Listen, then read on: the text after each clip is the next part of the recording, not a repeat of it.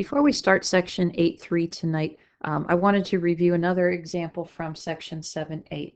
So if you'd like to try this on your own, pause the video and feel free to. If not, just follow along. So if you notice here, we have an integral that goes from negative infinity to infinity. So our first job is to just separate this. So I want to rewrite this as negative infinity, and 0 is always the easiest value to work with here. And then it becomes plus the integral from 0 to infinity of our expression. So now what I want to do is find these separately. So let's take a look at this first one.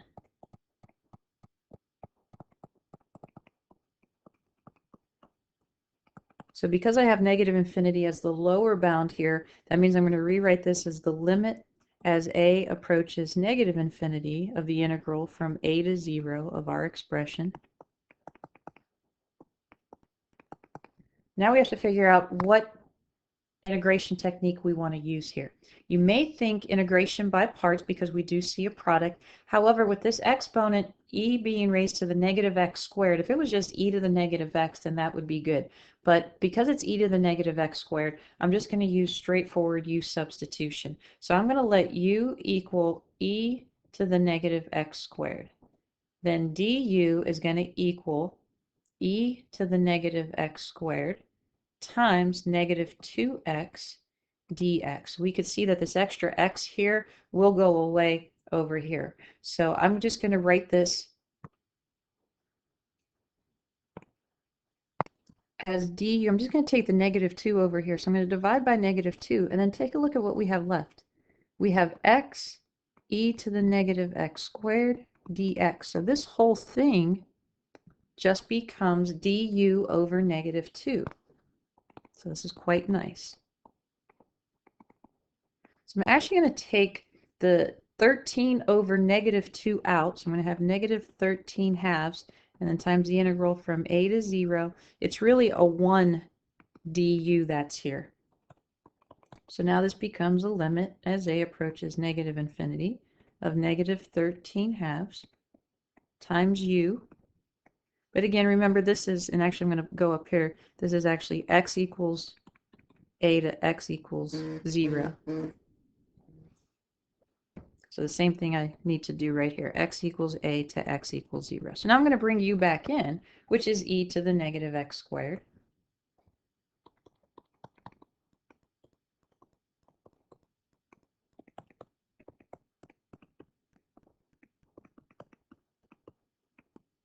From a to 0.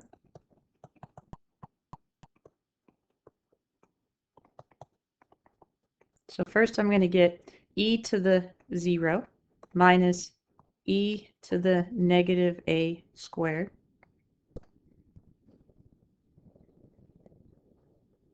Now to help us out here, I'm going to think of this part right here as 1 over e to the positive a squared. So here we're thinking of the opposite of a squared. So this is giving us 1 over a very large positive number, because if a is a very large negative number and we square it, it becomes a very large positive number. So this is going to 0 then. So we are just left with negative 13 halves times e to the 0 is 1, so we just have negative 13 halves. So now, because I got an actual value, we do have to evaluate the second one.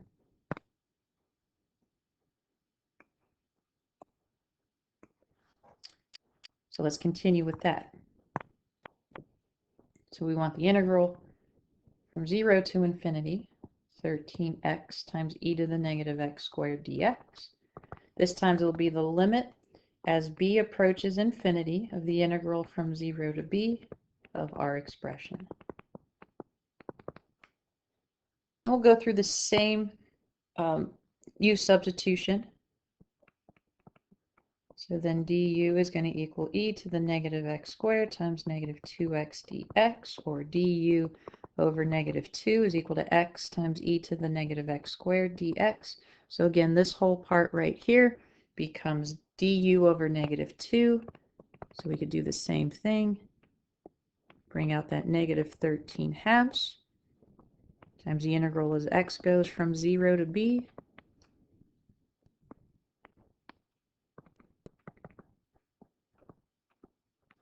So again, we know it's negative 13 halves. I could just say it's going to become u, so we could just put an e to the negative x squared from 0 to b.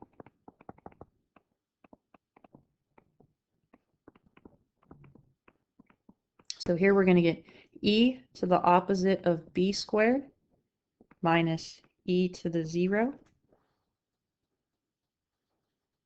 So again, e to the opposite of b squared is going to become 1 over e to b squared. And as b keeps increasing without bound, that too is also going to head to 0. So here we're going to be left with negative 13 halves times a negative 1, so we get a positive 13 halves.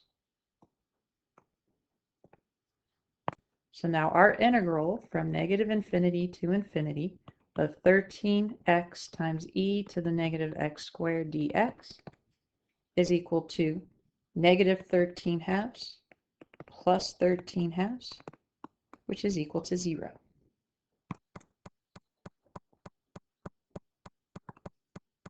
All right, so section 8.3, some more application problems, but these are physics and engineering.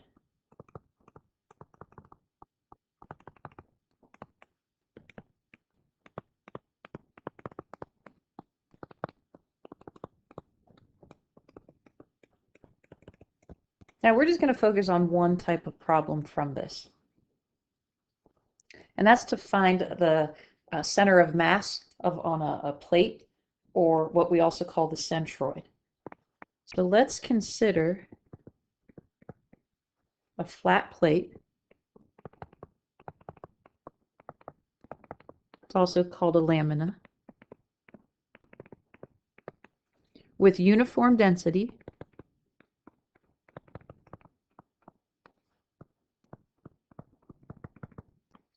that occupies a region R.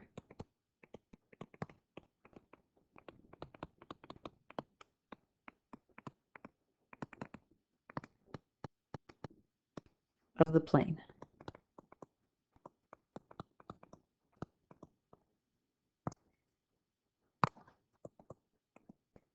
And the center of mass of the plate is also called the centroid.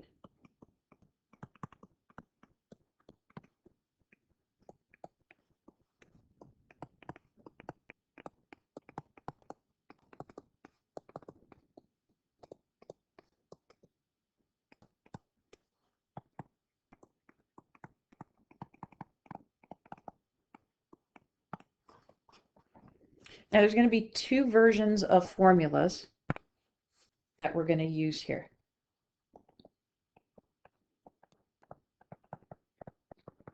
So we're trying to find an ordered pair, and this ordered pair is where the centroid is located.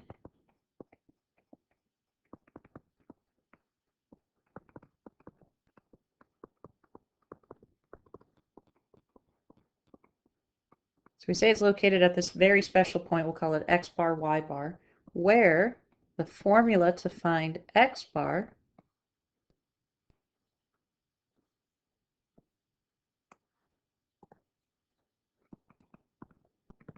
is equal to 1 over the area. So we have to go back and review how to find the area between two curves. It's something from Calc 1. So it's 1 over the area times the integral from a to b of x times f of x dx, and y bar is equal to the reciprocal of the area times the integral from a to b of 1/2 times the square of our function. Now this is where the function is actually given to us. So we also need to perhaps make a graph of our function to make this a little bit easier. So for our first example, let's go ahead and find the center of mass. So you could either be asked for the center of mass or the centroid.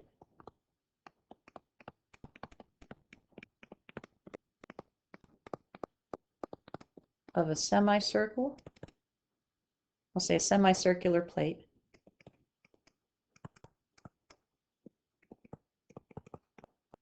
of radius 5.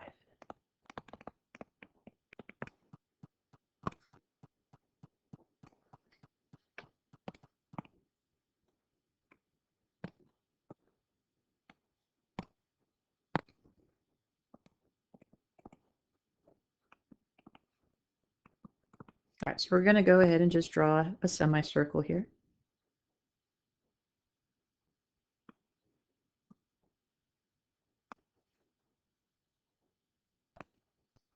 And if it has a radius of 5, if you recall, the equation of a circle is our center is right at the origin here. So that's going to be just x squared plus y squared equals our radius squared. So if I solve this for y is going to equal just the positive, because I'm talking about the upper half of the circle, the square root of 25 minus x squared. So that's our function f of x. Now, if I wanted to find the area under the curve, we could just use the formula for area of a circle or a half circle here. So area, in this case, we don't have to use calculus for. We'd say it's 1/2 pi r squared. So in this case, it's going to be 25 pi over 2. So there's our area. So now when we go to find x bar, it's equal to 1 over a, or the reciprocal, so 2 over 25 pi times the integral. We're going from -5 to 5. Now this is one way we could do that. You could go from 0 to 5 if you want and just double it, which is fine. I'm just going to go from -5 to 5 of x times f of x, so that's the square root of 25 minus x squared dx.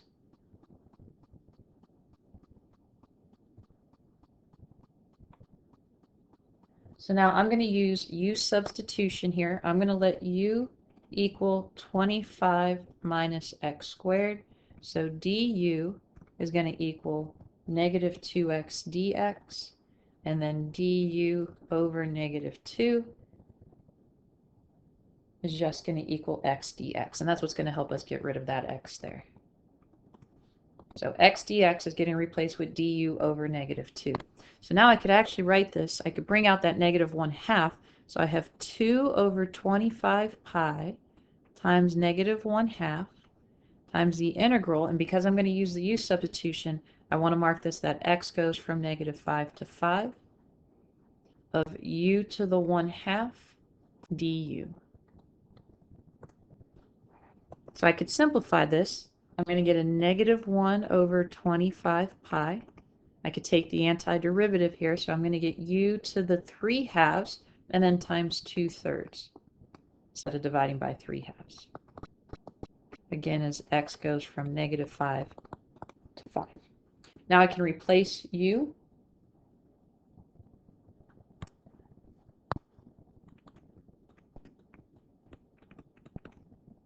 So now this will become 2/3. And again, u is going to be that quantity 25 minus x squared to the 3/2. And now it's just from -5 to 5. So evaluating this now, I'm going to get 2/3. This is going to be 25 minus 5 squared, so that's actually a 0 to the 3/2 minus 2/3. 25 minus, this is still going to give me a minus 25 here, so 25 minus 25 because I have to square the -5, so that's still a 0 to the 3/2. So this all just turns out to be 0. So that's the first point of the centroid, or the first coordinate. Now we have to find y bar. So again, that's the reciprocal of the area, so we're going to get 2 over 25 pi times the integral from -5 to 5 of 1/2 times our function f of x, so that's the square root of 25 minus x squared squared. So I could still bring that 1/2 out in front, so I get 1 over 25 pi times the integral from -5 to 5. And then this just leaves me with 25 minus x squared dx. Now we'll take the antiderivative. So we're going to have 25x minus x cubed over 3 from -5 to 5. So first we're going to get 25 times 5 is 125. Then we'll get minus 125 over 3. Be careful with our signs here. Then we're going to get minus 25 times -5 is a -125. And then this will give me minus, this will turn into a negative, so then I'm actually going to get plus 125 over 3.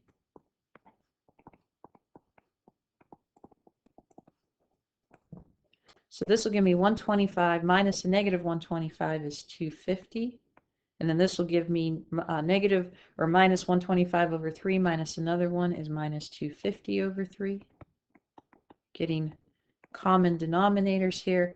250 over 3 is really equal to, or 250 rather, is really equal to 750 over 3. So then I'm going to get 500 over 3.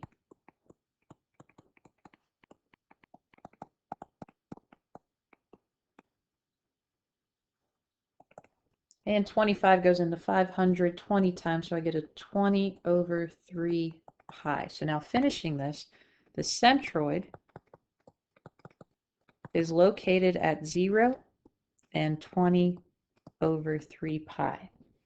And this is actually right around 2.12. So if we go back up to our graph, 0 and 2.12, I'll mark this in red. So if we're counting up by ones here, we're looking at 2.12, so right about there kind of looks like the middle of our plate, center of mass. We'll go through a couple more examples here.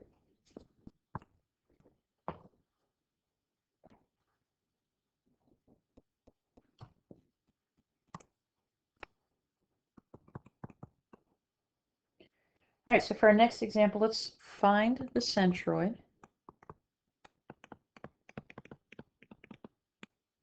of the region bounded by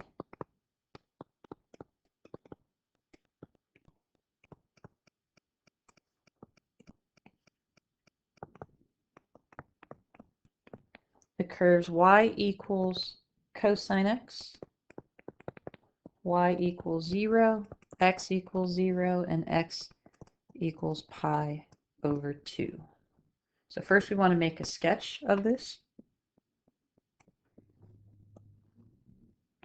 Remember how to graph y equals cosine x. So I want to label my x-axis. We're just going to pi over 2 really, but I'll go up to pi. And we'll say 1, negative 1. So cosine of 0 is 1, cosine of pi over 2 is 0, but we start to get a curve that looks like this. So I'm also graphing the line x equals 0, which is just the y-axis, y equals 0, which is the x-axis, and then x equals pi over 2, which is really this line right here, that we don't want to go beyond that. So we're trying to find the area right here. So now the area, we have to use calculus to find this. There's no area formula for this. So we'll say area under the curve is equal to the integral from 0 to pi over 2, pretty much of just y equals cosine x. We'll just say cosine x dx. So this becomes the antiderivative of cosine x is sine x from 0 to pi over 2. So then this just becomes sine of pi over 2 minus sine of 0. Sine of pi over 2 is 1, sine of 0 is 0, so the area is just 1. So now we use the formula for x bar. Remember that's 1 over the area, so that's just a 1. I don't have to write it here. I'll do so at first. Then it's times the integral from 0 to pi over 2 of x times cosine x dx. Now what technique of integration do you think we're going to use here? Integration by parts. So we're going to let u equal x and dv equal cosine x dx. Now we've done this plenty of times. So du is going to equal dx. V is going to equal sine x. So now this becomes, we have to be careful though because we're on a definite integral. So when we do u times v, we're going to do x times sine x from 0 to pi over 2 minus the integral from 0 to pi over 2 of v du, so sine x dx. So now I'm going to evaluate this first part. We're going to get pi over 2 times sine of pi over 2 minus 0 times anything is just 0. And then over here we could take the antiderivative. Remember though, the antiderivative of sine x is going to give us a negative cosine x from 0 to pi over 2. So sine of pi over 2 is just 1, so this first term is just pi over 2. Minus, and then inside here we're going to get the opposite of cosine of pi over 2 minus the opposite of cosine of 0. So we get pi over 2. Cosine of pi over 2 is just 0, so that goes away.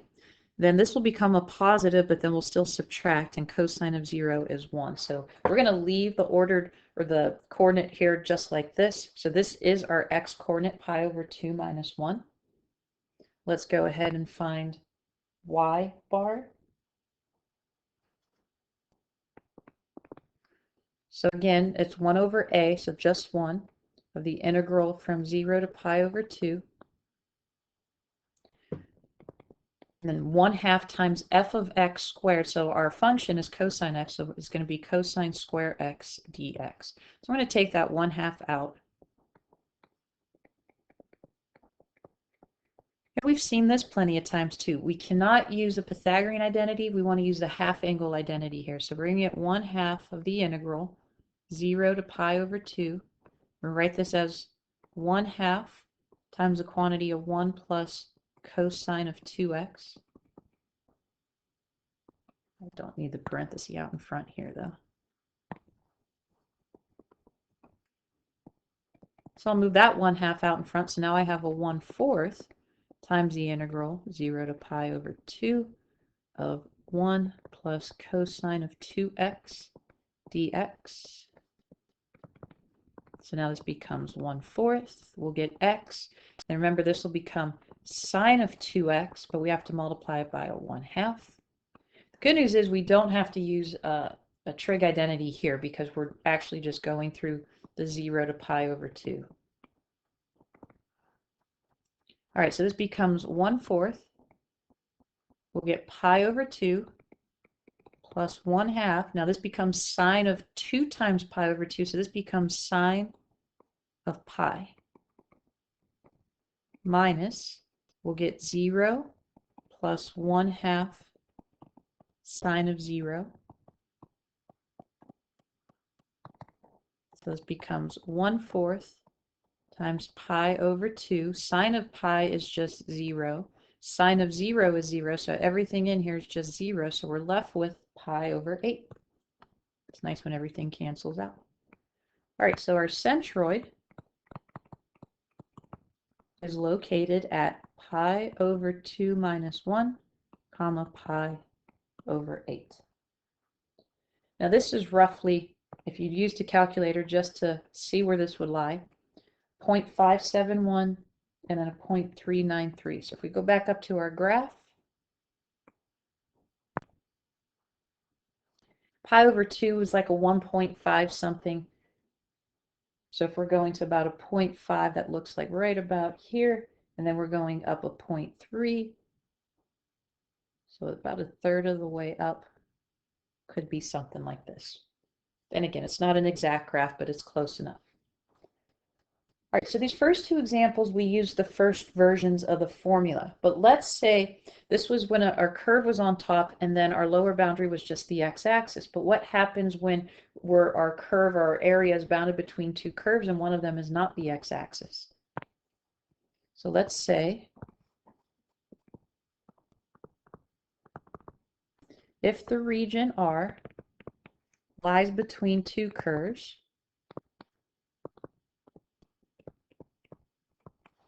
y equals f of x and y equals g of x, where f of x is greater than or equal to g of x, meaning our curve y equals f of x sits above y equals g of x, or right at. Then the centroid of R is still the ordered pair x bar, y bar, where now the formulas for x bar is still 1 over a times the integral from a to b of x, but we don't have a single function, we just subtract the two. F of x minus g of x. And then y bar is equal to 1 over a times the integral from a to b of 1/2. Now we square them individually, so it's f of x squared minus g of x squared. And we'll go through 2 examples using this.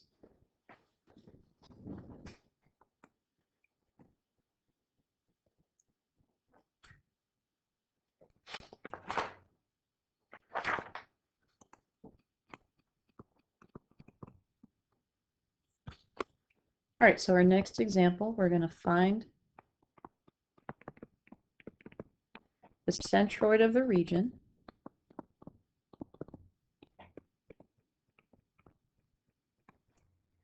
bounded by the line y equals x, and the parabola y equals x squared. Now when we go to draw this, I want to draw it rather large, so I'm only going to count up to 1 because technically that's where they intersect. So if you're not sure where the point of intersection is, we want to find the x values of the points of intersection. So I just set x equal to x squared. And I'll bring this x over, solve by factoring here. So I'm going to factor out an x, and we're left with x minus 1. So when x is 0 and x is 1. So that tells me where my 2 curves are going to intersect. So as I go to draw this,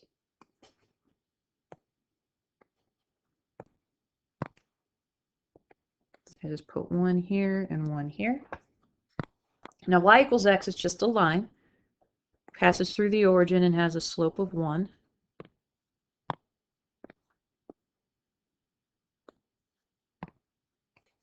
So here's y equals x.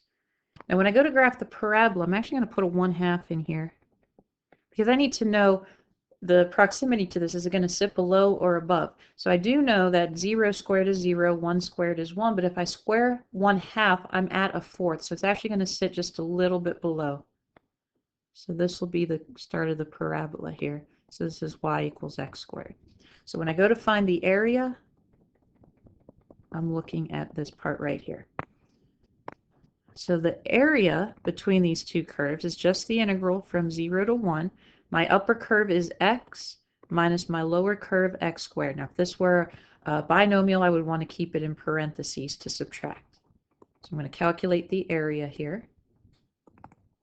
So this becomes x squared over 2 minus x cubed over 3 from 0 to 1.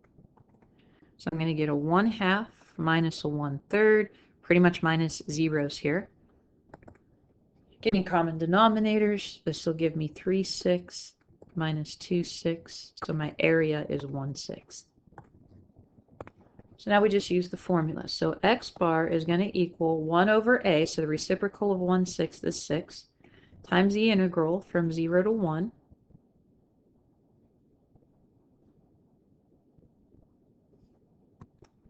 of x times the difference here. So that was x minus x squared. Well, now what's nice is I can distribute this. So I get 6 times the integral from 0 to 1 of x squared minus x cubed dx. And we go from there.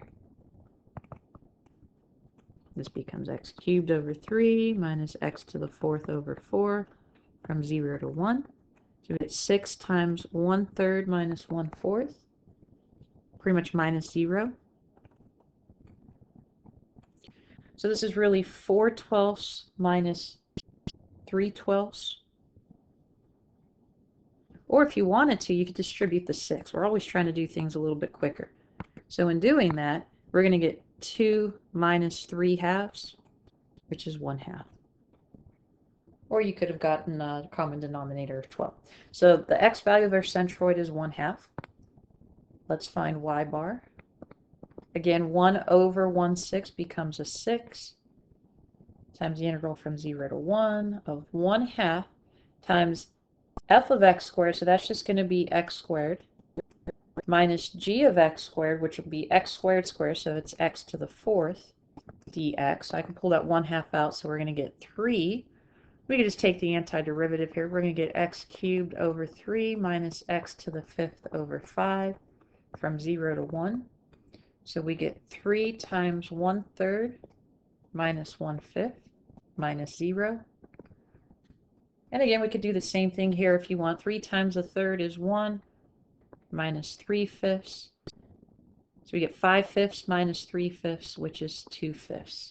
So our centroid is the ordered pair 1/2 and 2/5. And if we go back up to our curve, we're looking at a 1/2 and a 0.4. So it's kind of looking like maybe right up in here for the center of mass. All right, and our last example.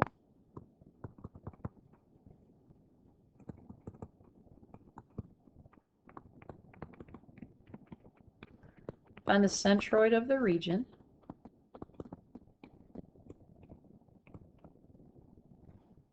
Bounded by the curves f of x is equal to x cubed minus x, and g of x is equal to x squared minus 1. Again, we want to find the x values of the points of intersection by setting them equal to each other because they're both solved for y essentially. So we'll set x cubed minus x equal to x squared minus 1.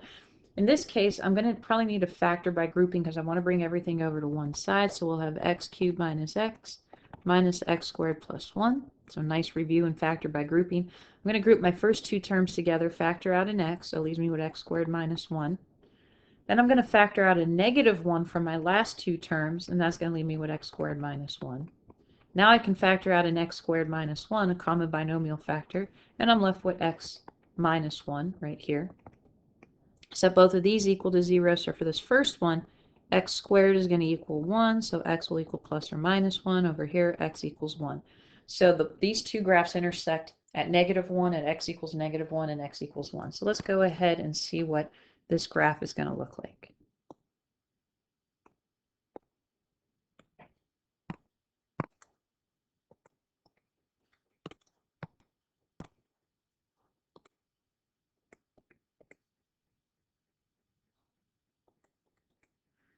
So let's start with this one. That one's a parabola. G of x is a parabola. That has a vertex at 0, -1, and it's going to pass through 1 and -1. So it's going to look something like this.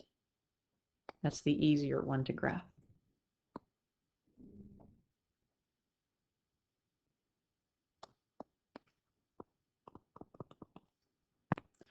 Right, now I know this is cubic, so most cubic functions that have a leading coefficient are going to look something like this.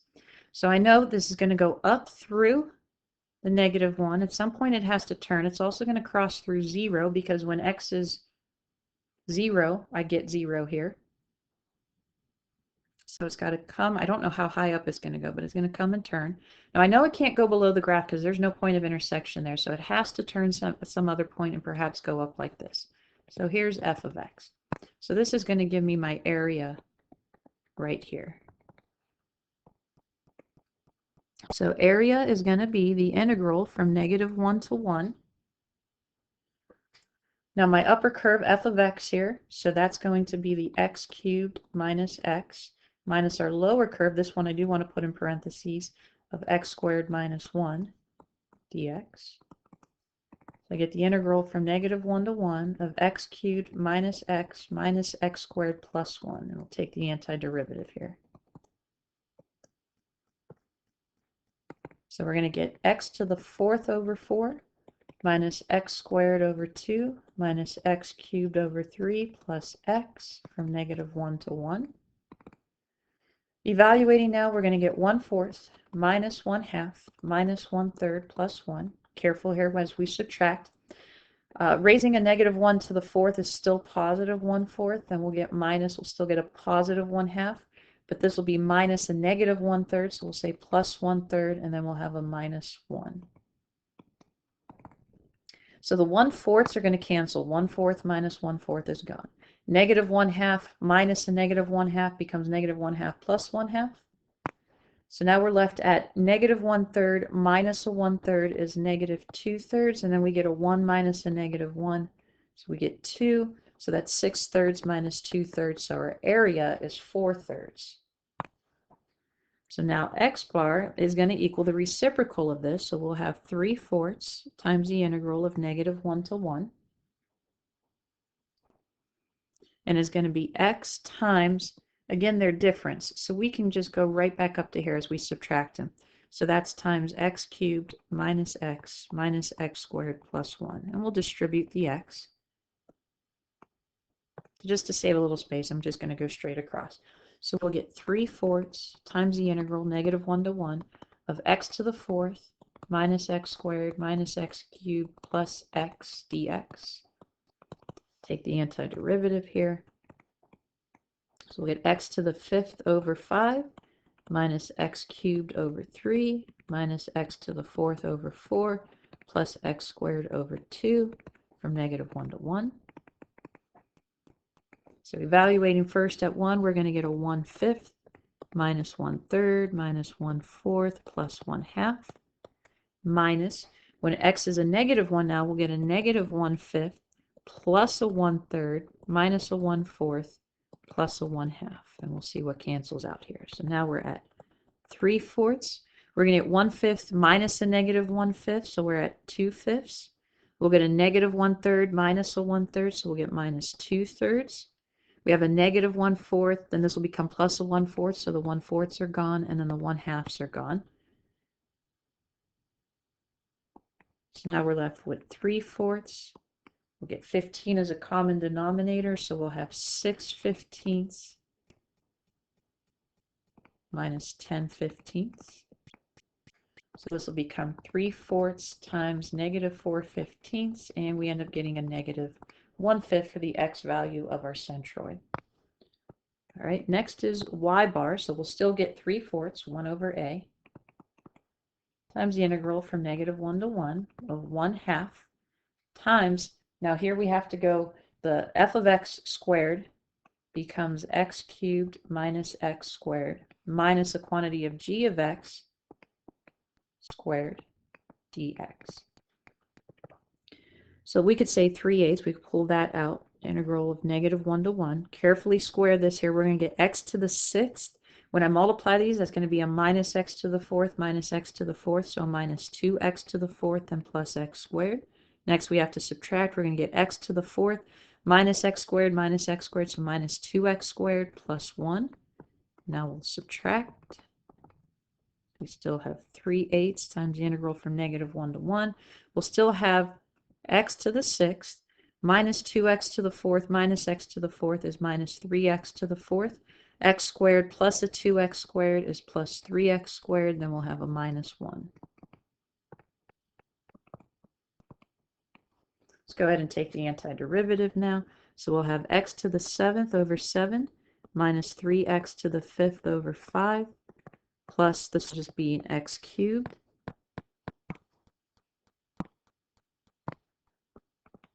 because that'll give us 3x cubed over 3, and then we just have a minus x from -1 to 1. All right, so as we go to evaluate, we'll have 1/7 minus 3/5 plus 1 minus 1 minus, we'll have a -1/7 plus 3/5 minus a 1 plus 1. So what's nice is that these ones at the ends here, those are gone. So we have 3/8, we'll get 2/7 minus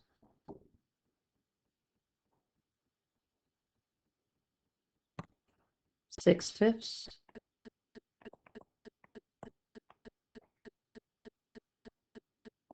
We'll just get common denominators here.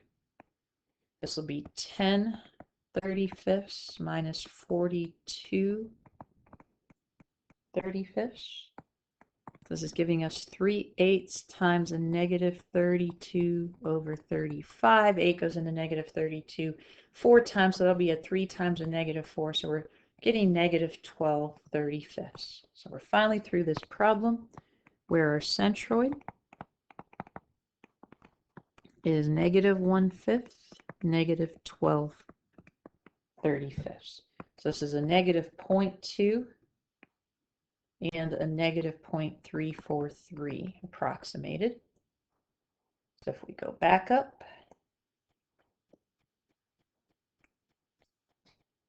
So we're looking at a negative 0.2, probably right about here, and a negative third of the way down. So we're looking at something right in here for the center of mass.